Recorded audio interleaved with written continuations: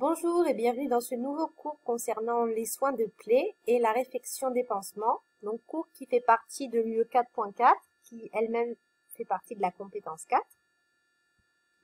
Donc nous allons agrandir cet écran. Un petit plan. Alors dans un premier temps, nous allons voir les objectifs de ce cours, le cadre légal, quand on fait un pansement, dans quel cadre légal on s'inscrit, les prérequis, c'est-à-dire la théorie que vous avez déjà vue au semestre 1.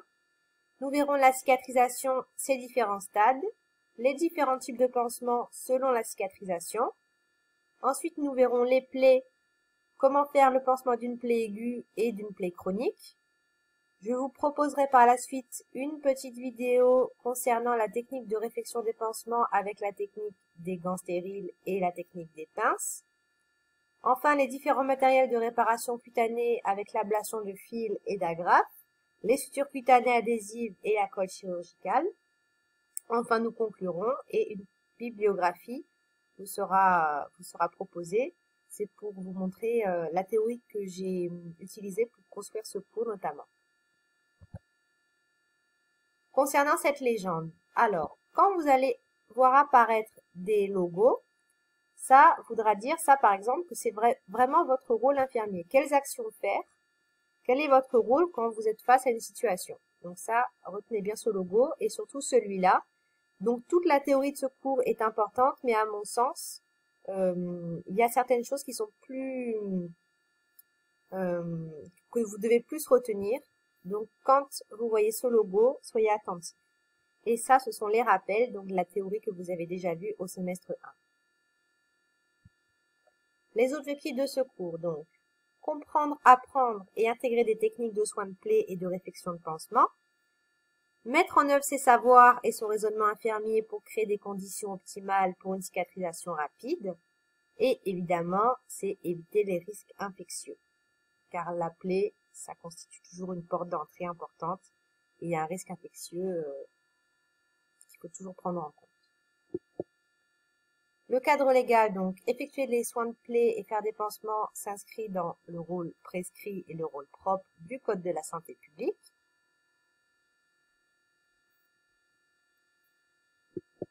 Les prérequis, donc ce sont notamment le premier cours que vous avez eu de l'UE 4.4 où nous avions fait des rappels généraux du semestre 1 pour la mise en pratique du semestre 2.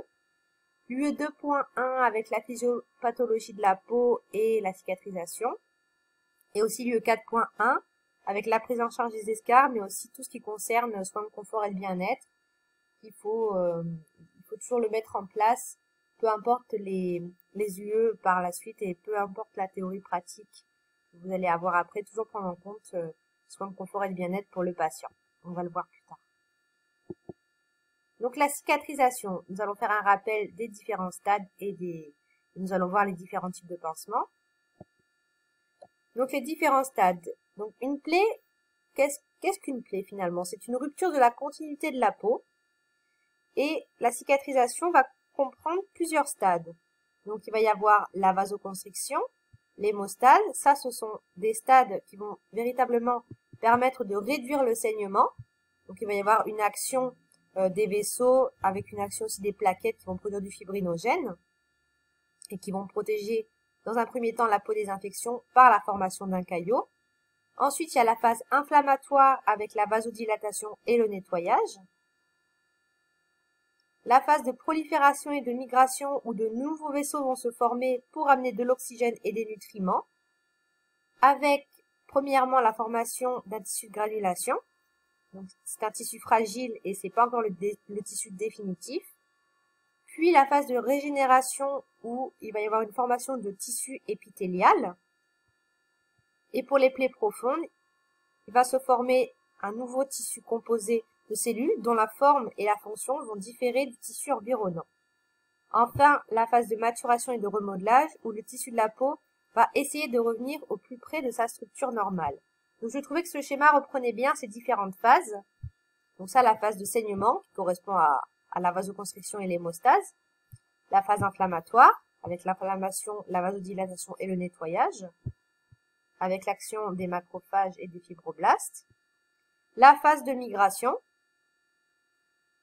où de nouveaux vaisseaux vont se former pour amener de l'oxygène. Et enfin, la phase de maturation. Donc le processus de cicatrisation normal, il peut être retardé selon en fait plusieurs facteurs, notamment les facteurs donc il y a certaines pathologies, nous allons les voir. Il y a aussi la malnutrition et la dénutrition. En effet, le fait d'être malnutri ou dénutri va avoir une incidence sur la cicatrisation. C'est pour ça que on va surveiller scrupuleusement donc l'IMC du patient. Donc pour ça qu'on va prendre en compte son poids, sa taille. On peut faire des dosages en albuminémie, qui peut être un indicateur pour la malnutrition, la dénutrition. On va prendre en charge les repas, collaborer avec la diététicienne.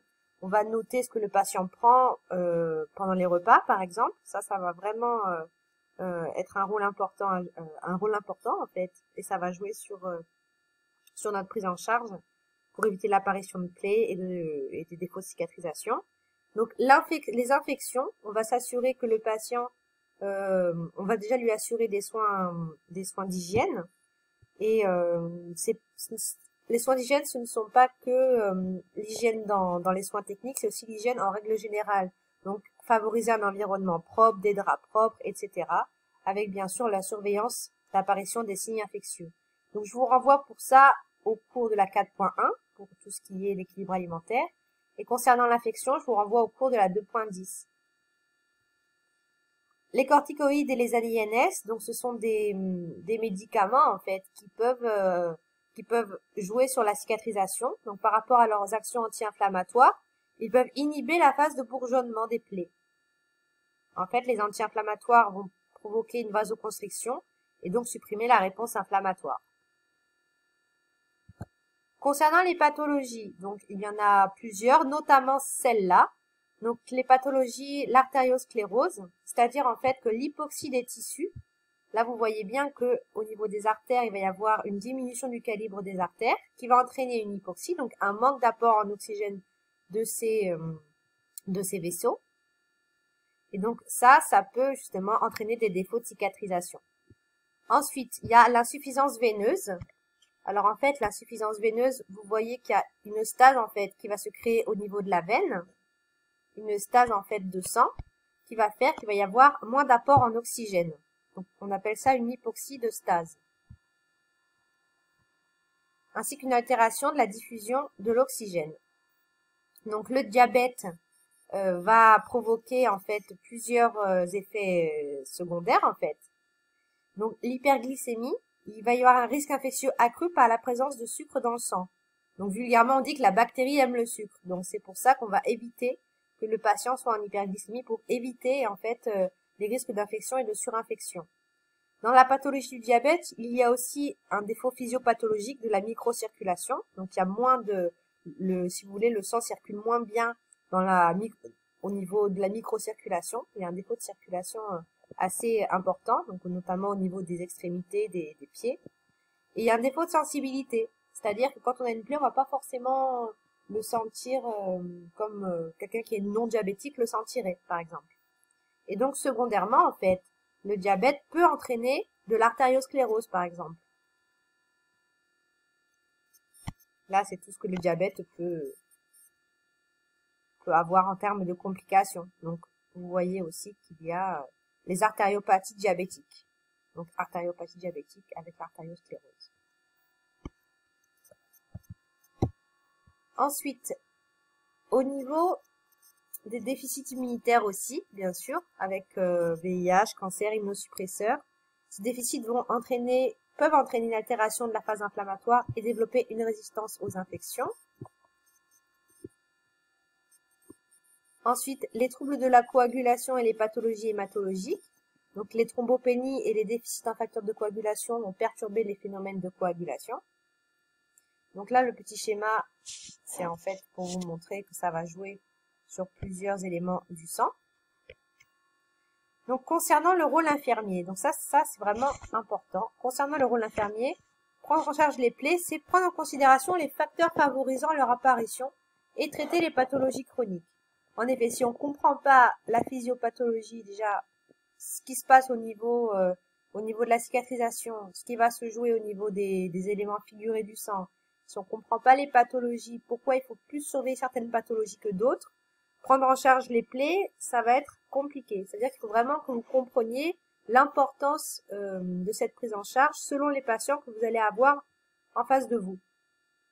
Donc ça, ce sont des exemples de vraiment votre rôle, ce que vous faites quand un patient arrive, par exemple, dans votre service. Vous allez, dans un premier temps, dépister la survenue des scars, voire faire un premier bilan, un état des lieux du risque. Donc ça va être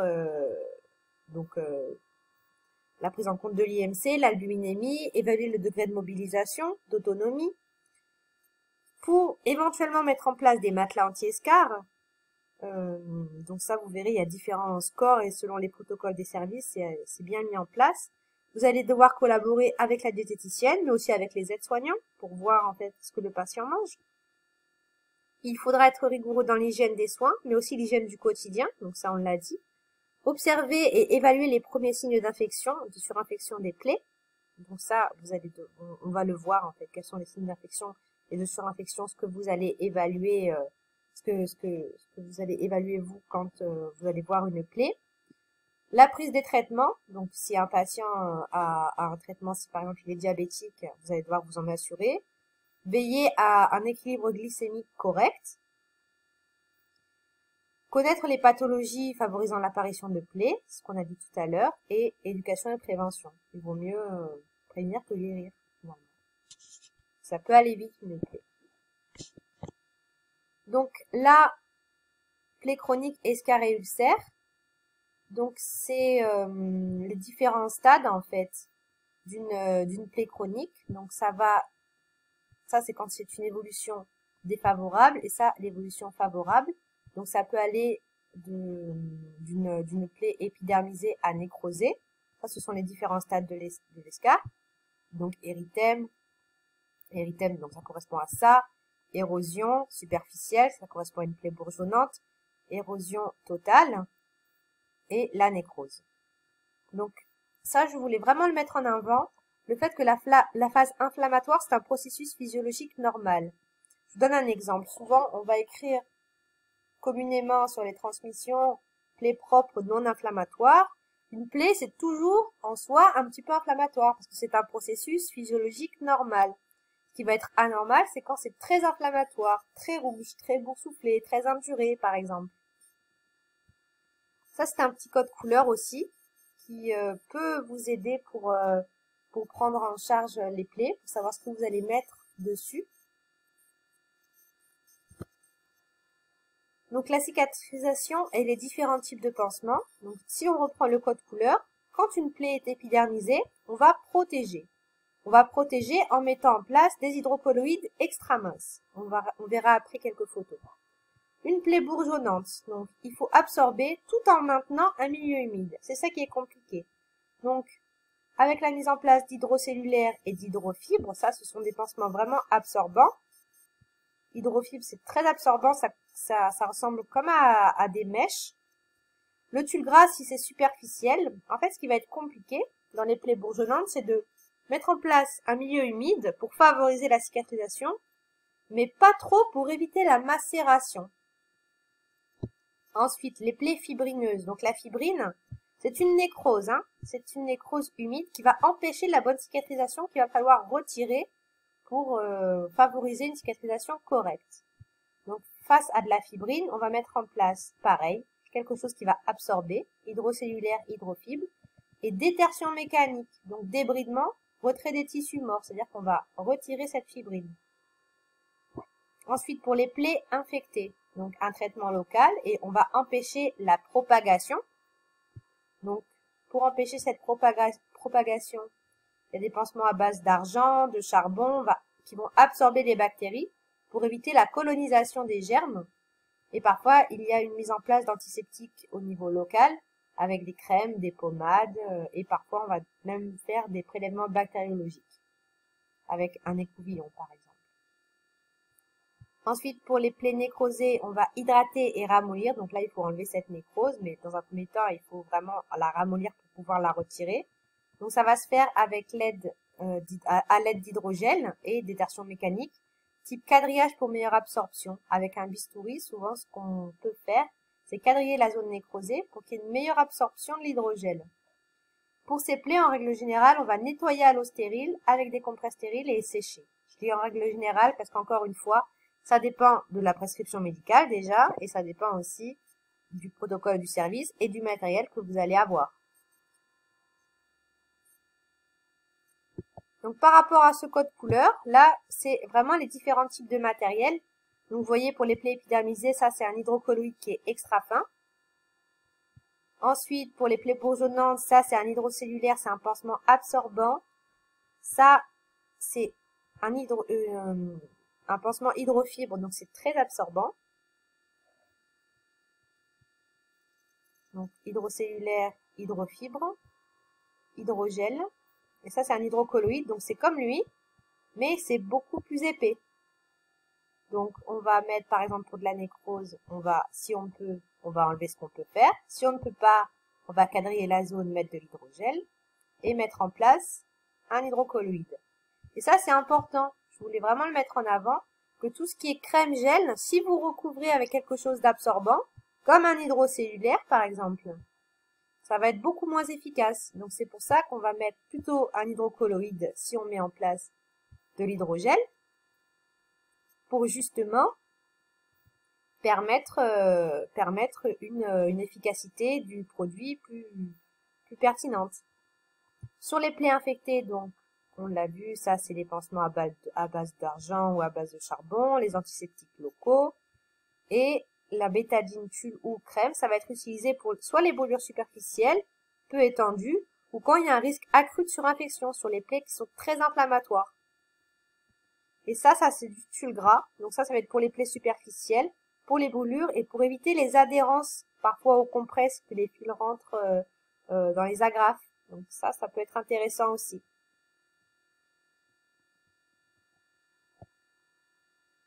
Donc les plaies.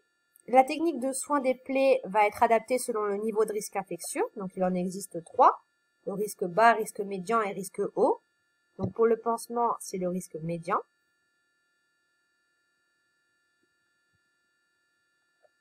Le pansement d'une plaie aiguë. Donc, plusieurs points. Le soin d'une plaie, c'est un soin d'hygiène mis en œuvre pour maîtriser le risque infectieux. Donc, le pansement est un dispositif de protection destiné à recouvrir une plaie pour en maîtriser le risque infectieux. Dans le risque médian, il y a 3 types de cicatrices ou de plaies. À risque infectieux faible, modéré ou risque infectieux élevé. Donc on va voir des photos pour voir un petit peu toutes ces plaies. Il y a aussi les abcès, morsures, greffes. En fait, le risque infectieux, il va aussi dépendre de l'étendue et de la gravité.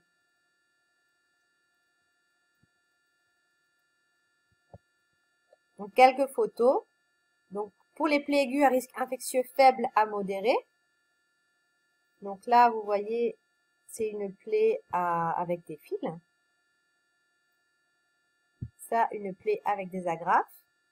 Une plaie post-op, donc avec des agrafes plus un drain. Donc ça, c'est un système de drainage, on appelle ça une lame de Delbé. Donc en fait, on va mettre une épingle à nourrice stérile pour éviter, une fois qu'on va mobiliser cette plaie, qu'elle rentre à nouveau dans la peau. Donc soit on peut mettre, on peut mettre soit une épingle à nourrice stérile, soit on peut mettre 2 cathéters en quinconce comme ça. En fait, c'est pour éviter, enfin, quand je dis 2 cathéters, c'est le plastique du cathéter. On va mettre en croix pour éviter que la lame, en fait, rentre à nouveau dans la peau. Et ça, c'est une plaie méchée.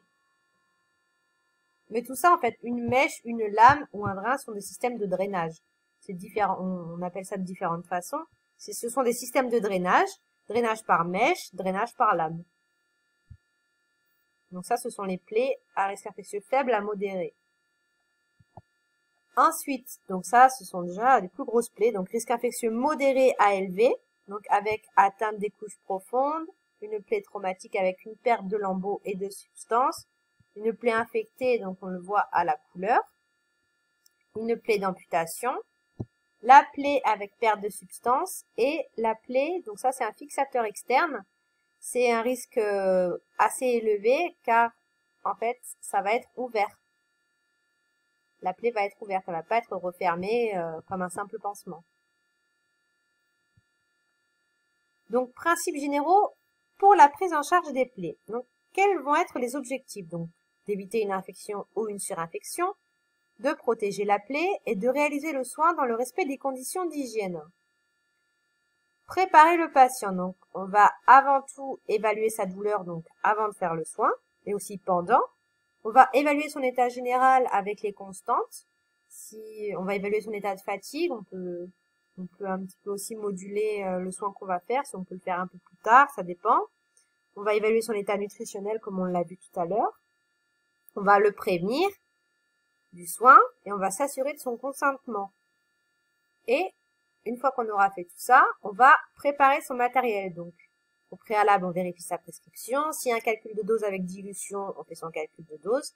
Si on n'est pas sûr, on demande à quelqu'un. On va nettoyer et désinfecter le plan de travail, donc, et le chariot. On va vérifier intégrité et date de péremption de tout son matériel. Et aussi s'il y a des intolérances à certains produits et les protocoles. Ça va aussi avec la prescription médicale. Donc là, c'est un panel de tout le matériel que vous pouvez retrouver. Donc, la bétadine rouge, la bétadine jaune, l'eau stérile. Ça, c'est de l'Ibis Scrub. En fait, ça va être une solution moussante pour nettoyer. La chlorhexidine alcoolique. Ça, c'est de l'antiseptique. Le champ stérile. Les gants stériles. La solution hydroalcoolique. Les gants non stériles. Ça, c'est une bande Velpo. Selon le pansement que vous allez voir, ça sera, peut-être que vous pourrez vous en servir. Le pansement stérile. La poubelle jaune. Avec, selon ce que vous avez aussi, parfois, vous pouvez aussi prendre une poubelle noire, un DAOM et un DASRI. Et selon parfois un container aussi, on le verra plus tard. Mais c'était pour vous dire qu'il fallait prendre de quoi jeter en fait votre matériel. Le set à pansement, un abceau pour éventuellement mettre sous le bras du patient si vous allez effectuer un pansement sur le bras ou si c'est un pansement au niveau du pied, vous le mettrez sous le pied, etc. C'est pour protéger en fait le lit. Parfois pour les très grosses plaies même on mettra un champ stérile. Mais ça c'est encore autre chose, c'est encore particulier. Mais en tout cas quelque chose pour protéger l'endroit où vous allez faire le pansement, protéger les draps. Un Tegaderm pour plastifier en fait, enfin quand je dis plastifier, pour permettre aux patients, si admettons vous allez mettre un petit pansement comme ça, si vous mettez ça et que vous mettez par la suite un Tegaderm, en fait, le patient pourra prendre sa douche, ça va imperméabiliser le pansement. Donc ça peut être intéressant. Pour réaliser le soin, donc une fois qu'on a tout contrôlé au niveau du patient, s'il consent aux soins, s'il est prêt, la prescription, etc. Donc c'est le moment de rentrer dans la chambre, de mettre la présence, de respecter l'intimité du patient. Donc pourquoi pas mettre un paravent, ça peut être une solution s'il est en chambre double. D'installer le patient de façon ergonomique, et pour vous aussi, hein. Réaliser une friction hydroalcoolique. Préparer le matériel dans un premier temps. Donc tout votre matériel que vous allez disposer sur votre chariot. Ouvrir votre champ, mettre le matériel dessus selon ce que vous avez à disposition, en effectuant la technique du pelage, en ouvrant vraiment tout le matériel en asepsie sans toucher l'intérieur. Vous mettez des gants à usage unique non stériles pour retirer le pansement déjà en place. Vous refaites une friction alcoolique. Et vous enfilez vos gants stériles ou vous prenez vos pinces en asepsie pour effectuer le soin stérile. Donc, c'est important, donc déjà d'avoir un plan de travail organisé et de respecter un certain circuit de soins. C'est-à-dire que, en fait, quand vous allez travailler, il faut vraiment que vous différenciez, donc ça, votre plateau, le patient et les poubelles le plus loin possible du patient. Et qu'à chaque fois, vous fassiez ce circuit. Plateau, patient, poubelle. Sans tourner le dos au patient. pour pas mélanger les germes. Donc, essayez vraiment de respecter un circuit correct et propre. Donc ensuite, toujours procéder du plus propre au plus sale. Donc si une plaie est propre, vous allez faire du centre vers la périphérie. Si une plaie vous paraît très inflammatoire ou septique, vous allez faire de la périphérie vers le centre. Selon la plaie, vous commencez par la plaie en elle-même ou les berges ou inversement. Ça dépend vraiment de l'état de la plaie. Vous ne repassez pas à un même endroit. Vous utilisez une compresse par passage et vous la jetez. Vous pouvez éventuellement tourner la compresse aussi, on le verra dans la vidéo. Vous couvrez la plaie avec un pansement. Vous mettez, si cela est possible et si c'est le protocole, un Tegaderm pour protéger la plaie, un film pour protéger. Vous réinstallez le patient et vous jetez les déchets, etc. Vous fermez les poubelles avec les gants. Vous faites une hygiène de main avant de sortir et vous notez la présence. Il faut éviter les passages aussi au-dessus du champ. C'est-à-dire quand vous êtes là, il faut éviter avec ses pinces, de trop rester au-dessus du champ. Il faut essayer au maximum. Hop, vous faites votre tampon, vous prenez vos bétadines si vous utilisez la cupule, vous allez au patient, vous allez à la poubelle. Vous restez pas pendant plusieurs minutes sur le champ avec vos mains. Vous essayez de ne pas rester trop sur le champ. Donc, en 5 temps, nettoyage, rinçage, le séchage, donc séchage aussi avec une compresse, hein, et mise en place de l'antiseptique. Et le 5e temps, c'est parce qu'il y a un séchage de l'antiseptique. C'est important de respecter le temps de séchage.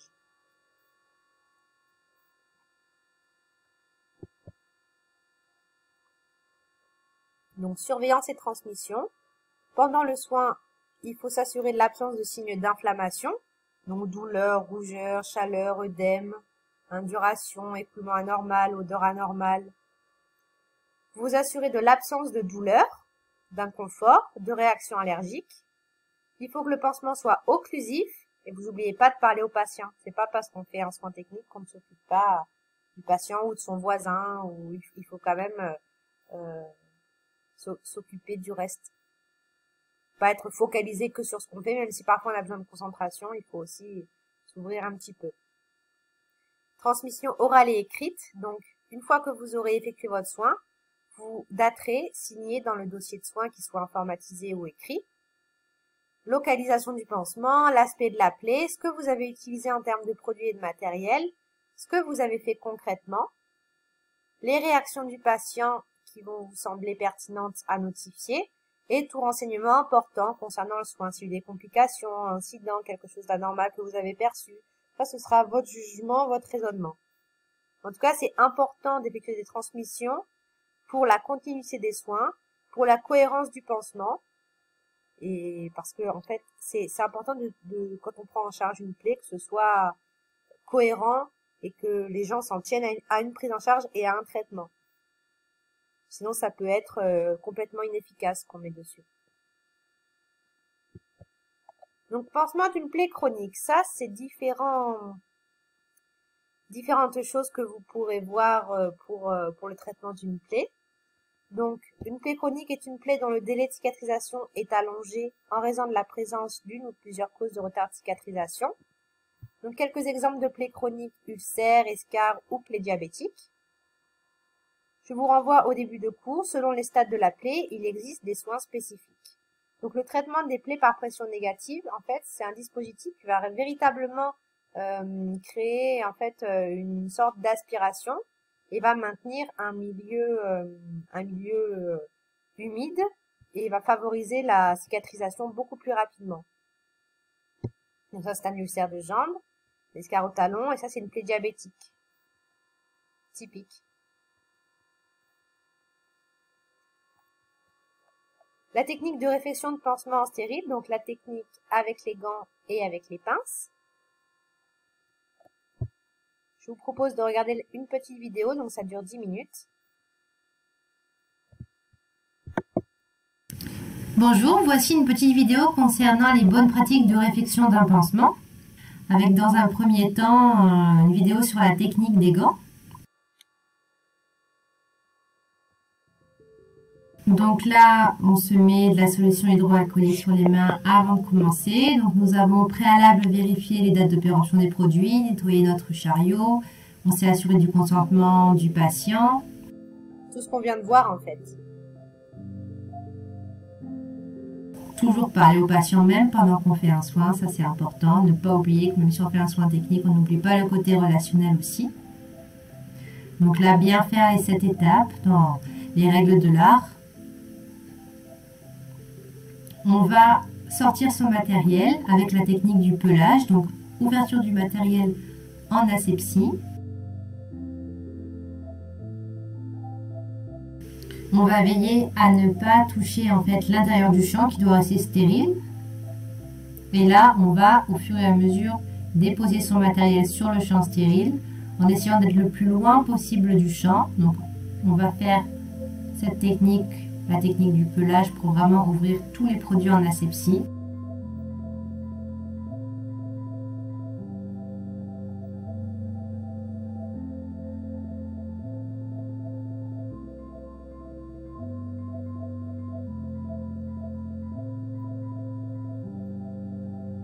Ouvrir au fur et à mesure les bétadines qu'on va mettre sur nos compresses.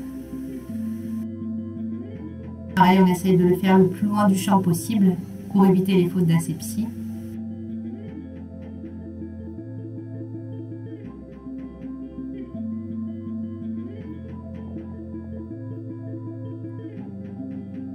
Donc, une fois qu'on a préparé notre matériel, on va ouvrir le pansement, se remettre de la solution hydroalcoolique parce qu'on va toucher le patient. Donc, faire ça avec des gants non stériles. Puis, se redésinfecter les mains. Et là, on va mettre en place les gants stériles. Donc, je les ai posés sur quelque chose que j'ai décontaminé au préalable.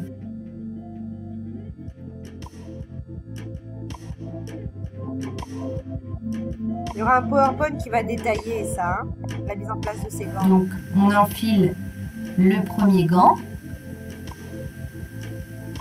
jusqu'au bout. Et en fait, avec notre gant, on va chercher le deuxième. Donc, dans le revers du gant, hein.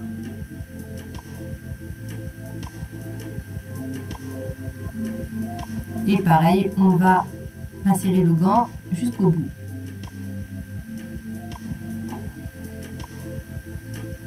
Alors, petit conseil, si vous n'avez pas à mettre les gants Et là, j'ai préparé mon matériel en amont. Vous recommencez, hein. Vous pas Donc, faire je n'ai plus qu'à désinfecter, organiser mon champ au préalable.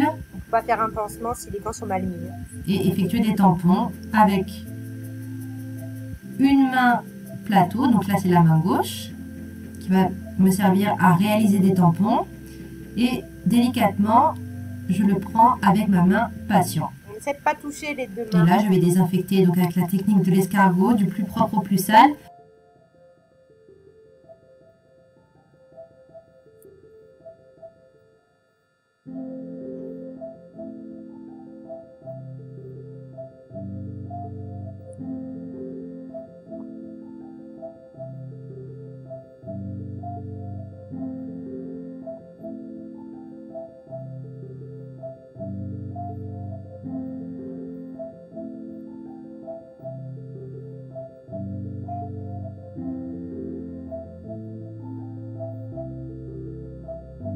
Vous avez vu, il y a un circuit.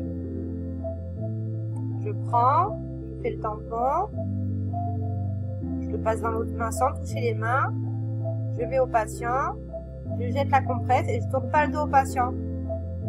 Un temps de séchage suffisant avant la mise en place du pansement. Donc c'est pour ça, là, on va jeter son matériel, on se redésinfecte les mains et on met en place un nouveau pansement stérile en faisant attention à ne pas toucher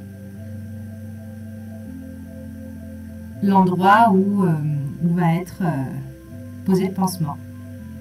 Donc on se sert des deux languettes plastifiées. On jette son matériel dans les poubelles adaptées.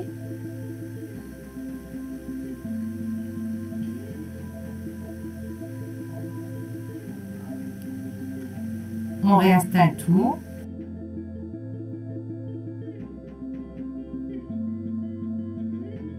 Donc maintenant, nous allons voir la technique des pinces. On va ouvrir son matériel en asepsie, comme tout à l'heure. C'est le même principe, hein.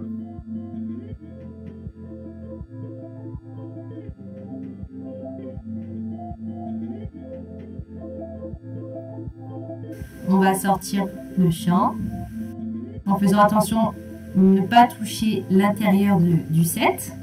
Donc on va prendre le champ délicatement. Donc là on peut toucher le revers du champ parce que ça va nous servir, cette partie va nous servir en fait à poser les pinces. Donc on prend une première pince, on va placer son matériel sur le champ.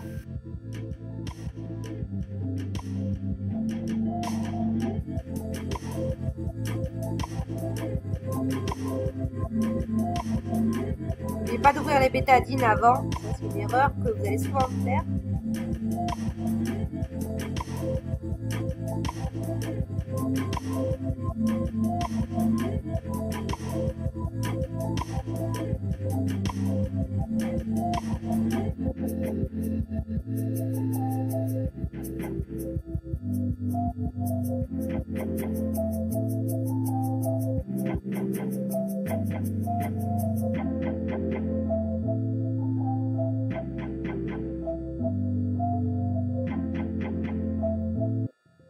Et là, ce qui va se passer, c'est qu'avec les deux pinces, nous allons effectuer des tampons, donc avec la pince bleue et la pince verte.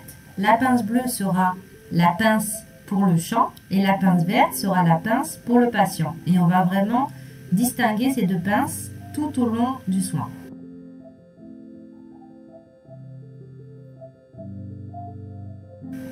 Et donc après, c'est vraiment comme la technique des gants, on fait un pansement en respectant les 4 temps, voire les 5 temps, puisque le temps de séchage de l'antiseptique est en soi un 5e temps. Et là, les cupules, ça vous sert en fait à verser vos bétadines, hein, rien de plus, pour pas en mettre partout, pour faire au-dessus de quelque chose de propre et pas au-dessus d'une poubelle. Vous n'en mettez pas partout et vous restez propre.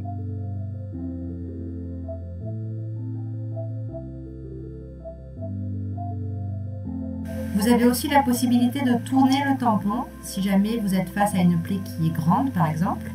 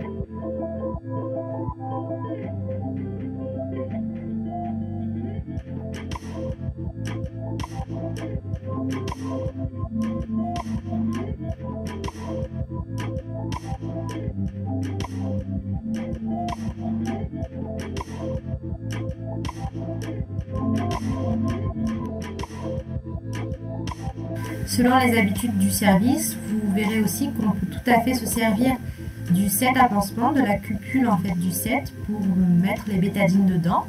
Ça c'est une pratique que l'on peut voir assez fréquemment.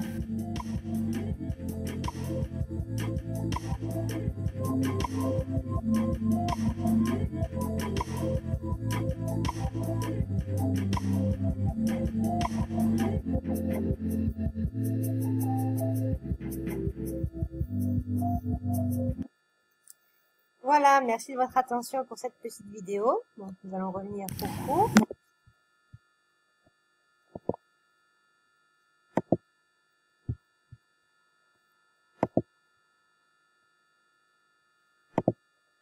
Donc, en résumé, prendre en charge des plaies. Donc, ça va être différent de s'occuper d'une plaie aiguë, d'une plaie chronique, ça vous l'aurez compris. Les plaies chroniques sont généralement effectuées en propre, c'est-à-dire avec donc nettoyage aux gants non stériles, avec de l'eau, du sérum physiologique et des compresses stériles. Ça nécessite des soins locaux, donc des soins locaux appropriés à l'aide de pansements spécifiques à chaque typologie. Dans tous les services de soins, donc en général, il y a des protocoles et il y a toujours des personnes ressources formées, notamment des personnels soignants qui ont, par exemple, le diplôme universitaire plaie et cicatrisation. Donc ça, ce sont vraiment des personnes ressources. Ça va aussi dépendre évidemment du matériel que vous allez avoir. Donc c'est important d'être rigoureux dans la prise en charge des plaies et c'est important d'assurer une continuité de soins et une cohérence. Donc ça, c'est vraiment les transmissions qui vont vous aider à à mettre en place cette cohérence. La prise en charge des plaies aiguës comme les plaies post-opératoires suite à une laparocélioscopie, orifice de drainage, ça va nécessiter la mise en place d'une pratique particulière. Donc, effectuer des pansements en stérile, plusieurs techniques possibles. Donc, ça, c'est la petite vidéo que je viens de vous montrer. Je connaissais deux techniques de réflexion de pansement avec, je vous ai montré je vous ai montré deux techniques pour faire des tampons avec les pinces. Peut-être que d'autres vont en connaître davantage. Moi, c'est celle dont je me servais. Donc, maintenant, nous allons passer aux différents matériels de réparation cutanée. Donc, l'ablation de matériel cutané, c'est en fait ôter des sutures d'une cicatrice ou d'une plaie. Donc, cet acte dépend de la prescription, du protocole, de la spécialité chirurgicale, du type de matériel de suture, de la localisation et de votre raisonnement. Donc, l'ablation de fil, nous allons voir les points séparés et les surgés. Donc, quelle est la différence? L'ablation d'agrafe, l'ablation de suture cutanée adhésive et nous verrons la colle chirurgicale. Donc, l'ablation de fil, ça, ce sont des points séparés. Il y a un point, en fait, à chaque fois. Donc, pour retirer ces points, donc au préalable, il faut compter les points. Il faut savoir, donc ça, vous allez soit dans le dossier patient, il faut vous assurer, il faut savoir combien de points contient la plaie. Donc, vous allez mettre une compresse stérile à proximité de la cicatrice pour y déposer les fils. Vous allez saisir une des extrémités du fil avec la pince patient. Pour le décoller de la peau, vous allez couper à ras avec un bistouri et vous allez retirer le fil avec la pince et vous allez déposer le fil sur la compresse stérile que vous aurez au préalable mis à côté. Et vous allez comptabiliser les points retirés. Là, j'ai mis un conteneur car après le bistouri, il faudra évidemment le mettre dans ce conteneur. Les surgés. Donc en fait, les surgés, le surgé simple, c'est-à-dire que c'est qu'un seul fil. Contrairement à là où il y avait plusieurs fils. Hop, hop. Là, il n'y en a qu'un seul. Donc, vous allez tirer sur le nœud de départ avec la pince, couper le nœud, extérioriser le premier point, couper au ras de la peau et déposer sur une compresse. Et au fur et à mesure, vous allez libérer le fil jusqu'au nœud final d'arrêt. Le surjet intradermique qui est quasi invisible. Donc, tirez le nœud de départ avec la pince, coupez au ras de la peau, tirez sur la peau pour allonger la cicatrice, pour assurer l'esthétisme. Et enfin, vous tirez avec la pince sur le nœud final pour libérer la totalité du fil intradermique à l'intérieur de la peau. Pour le retrait d'agrafes, donc une cicatrice avec des agrafes, ça se présente comme ça.